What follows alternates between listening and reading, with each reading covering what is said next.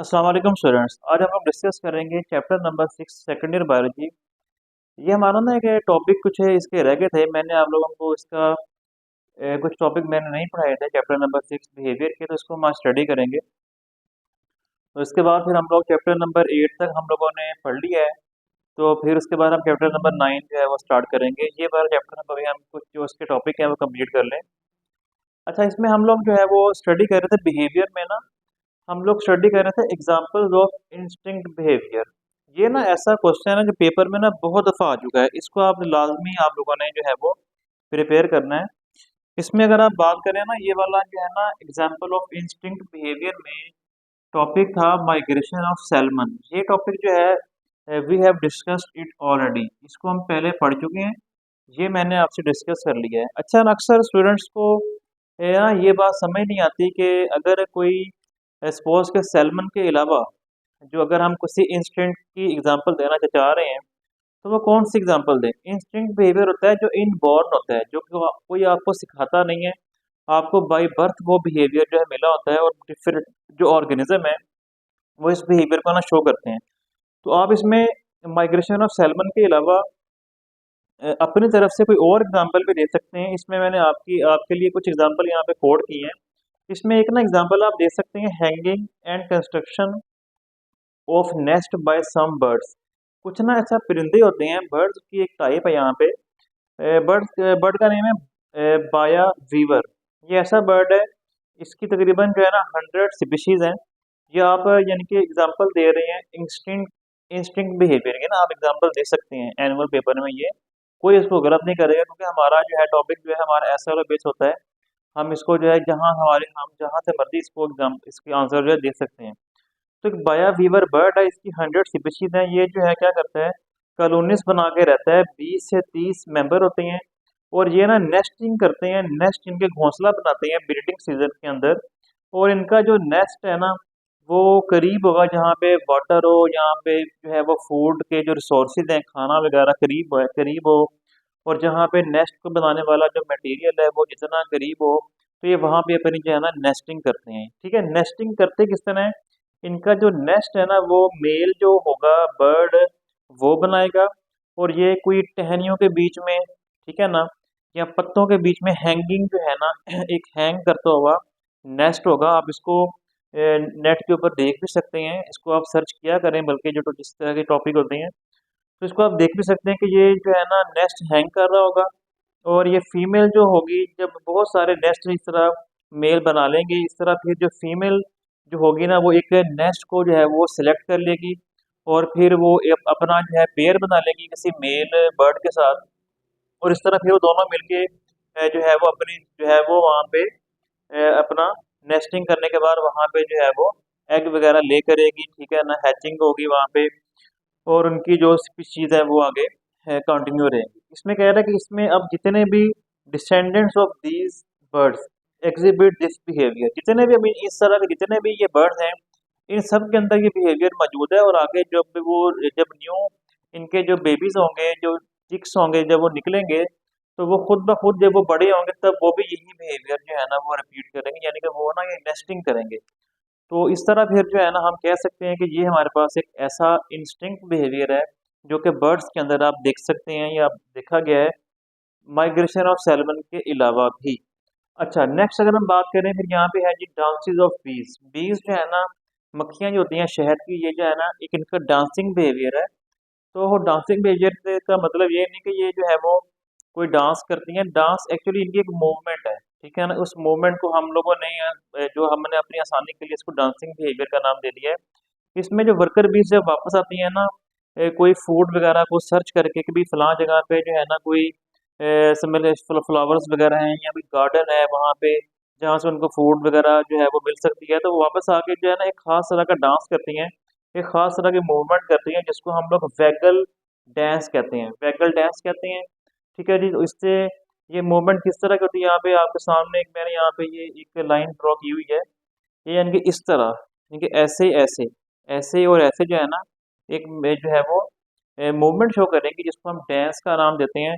इस- और इस डांस के जरिए ये पता लग जाएगा कि भाई जो फूड है वो कितनी जो है वो दूर है, और कितनी फूड जो है वो और किस डायरेक्शन में जो है ये फूड मौजूद है। इस तरह फिर ये उस फूड की जो है तलाश में जाएंगी और वहां से वो नेक्टर वगैरह लेंगी और अपना जो हनी वगैरह था वो बनाती हैं। ओके, फिर इसके बाद नेक्स्ट एक और भी आप एग्जांपल दे सकते हैं। ये सब एग्जांपल्स हैं इसकी इंस्टिंक्ट बिहेवियर की। Construction of web spider, spider web. Spider web, spider जो होती है वो अपना वेब बनाती है।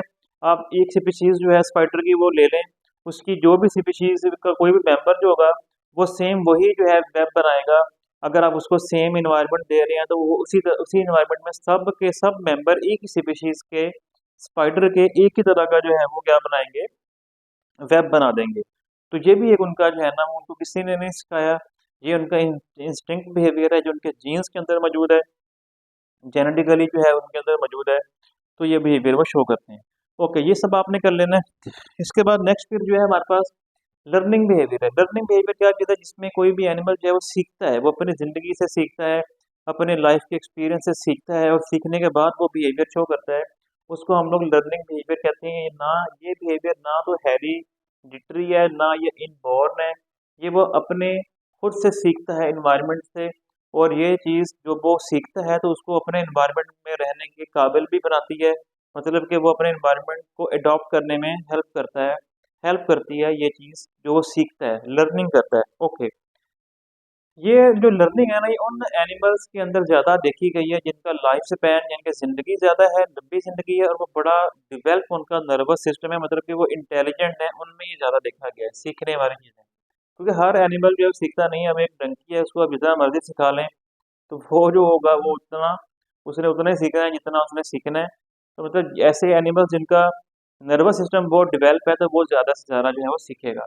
ओके, जिस तरह ये पैरट्स वगैरह होते हैं काफ़ी ज़्यादा सीखते हैं, बोलते हैं ये, ठीक है ना।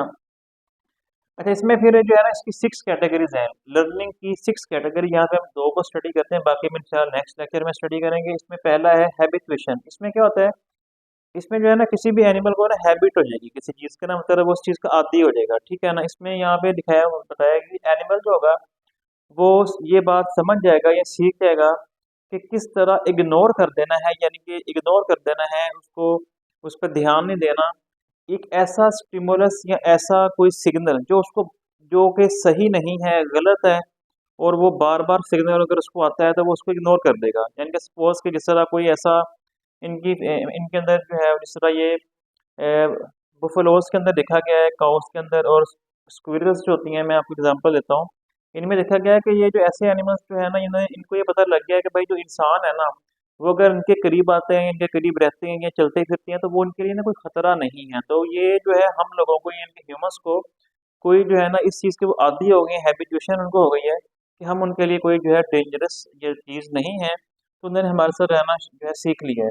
इसी तरह जिस तरह ये स्क्विरल्स होती हैं, जब ये दरख्तों से जब नीचे आती हैं और जब ये फूड वगैरह को खा रही होती हैं, तो तब जो है ये अगर इनको कोई वहाँ से करीब से अगर कोई बच्चे खेल रहे हैं या अगर कोई इंसान करीब बैठा हुआ है तो वो अगर इनको देख रहा है, तो अगर कोई ऐसी स्क्विरल जो बार बार अलार्म दे कि जी कोई खतरा है, तो फर्स्ट अलार्म के ऊपर तो ये जो है भाग जाएंगी, लेकिन दोबारा नीचे आएंगी, दोबारा खाना शुरू करेंगी अगर बार बार जो है ना वो उनको वही अलार्म दे के भाई कोई खतरा आ रहा है, लेकिन कोई इंसान करीब बैठा हुआ है लेकिन वो वहाँ पे आ नहीं रहा या उनके लिए कोई खतरा नहीं है, तो फिर वो उस मेंबर के अलार्म को जो है ना क्या कर देंगी, इग्नोर कर देंगी, उसको जो है वो नहीं मानेंगी, मतलब कि वो इग्नोर कर देंगी कि तो भाई ये एक फॉल्स अलार्म है, खतरा वगैरह कोई नहीं है। तो उनको इस चीज़ की हैबिट हो जाएगी इंसानों की, या करीब के बच्चे खेल रहे हैं या कोई और अगर जानवर करीब जो है वो फिर रहा है तो उसको उनकी हैबिट हो जाएगी, तो इसको बोलते हैं हैबिचुएशन, ठीक है।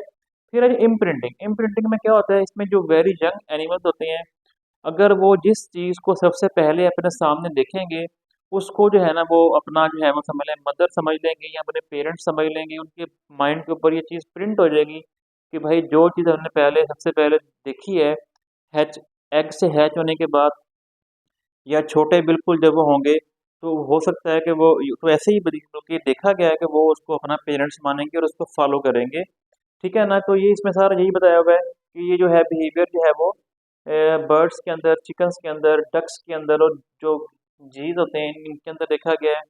तो ये वो टाइम पीरियड जिसके अंदर वो ये चीज़ समझ लेते हैं कि भाई ये हमारा पेरेंट है, जिसमें से एग से हैच होने के बाद जब वो पहली बार देखेंगे जिस जिस जिस भी पर्सन को, तो उसको अपना वो मदर या पेरेंट्स जो है वो कंसिडर करेंगे, वो टाइम पीरियड जिसमें वो ये चीज़ सीखते हैं उसको बोलते हैं क्रिटिकल पीरियड। ठीक है, ये आपने समझ लेना है। कोनार्ड लोरेंस एक साइंटिस्ट है यहाँ पे, इसने जो है ना 1930 के अंदर ये चीज़ साबित की कि भाई ये ऐसे ही होता है। इसने ना ग्रे लैग जीज होता है, जीज है, इसके ऊपर जो है एक्सपेरिमेंट किया। इसने क्या किया, जब ये वो इंक्यूबेटर से जो है जो गूजलिंग थे वो हैच हुए, मतलब ये गीज के बच्चे जब वो हैच हुए, जब उन्होंने कोनार्ड को अपने सामने देखा, तो उन्होंने समझा कि भाई कोनार्ड जो है ना वो उनका जो है वो क्या है, पेरेंट है। तो क्योंकि उन्होंने सबसे पहले उसको कोनार्ड को देखा, तो इस तरह वो जो है उन्होंने कोनार्ड को अपना जो है वो पेरेंट समझा। और जहाँ जहाँ पे वो जाना शुरू हुआ या गया, तो उन्होंने भी उसको फॉलो किया। तो मतलब वो उन्होंने कोनार्ड को अपना पेरेंट समझ लिया, या उसको अपना मदर जो है ना वो मदर गोस जो है वो समझ लिया। तो इस तरह फिर जो है ना ये साबित होगा कि भाई ये जो है ना इम्प्रिंटिंग जो है एक बिहेवियर है, ये होता है। और बल्कि बाद में ये भी देखा गया कि वो उनको अपनी जो असल जो उनकी बायोलॉजिकल मदर थी, उन्होंने उसको भी जो है वो पहचानने से, मतलब कि वो उनको नहीं पहचान पाए या उसको उन्होंने अपनी मदर नहीं समझा, जो असल में वो इन गूजलिंग्स की मदर थी। तो इससे ये साबित हो गया कि भाई जब वो चीज़ को देखते हैं ना, तो वो उनके माइंड पे इम्प्रिंट हो जाती है, नक्श हो जाती है कि भाई ये जो है ना जिसको उन्होंने पहले देखा है ना, यही चीज़ जो हमें बुला रही है, या हमें जो है कोई उनको उसकी आवाज़ जब आएगी या जब उसको वो देखेंगे, उसको सुनेंगे, तो वो जो है ना उसको अपना जो है क्या समझ लेंगे, पेरेंट्स जो है वो कंसिडर कर लेंगे। तो ये एक इम्प्रिंटिंग का बिहेवियर है। बाकी इंशाल्लाह पढ़ेंगे हम नेक्स्ट लेक्चर में। तो काइंडली आप जो है मेरे चैनल को सब्सक्राइब करें, लाइक करें, इसको शेयर करें, और अपने जो भी आपके फ्रेंड्स हैं जो कि आपके फेडरल बोर्ड के स्टूडेंट्स हैं उनको शेयर करें। तो बाकी हम इंशाल्लाह पढ़ेंगे नेक्स्ट लेक्चर में। अल्लाह हाफ़िज़।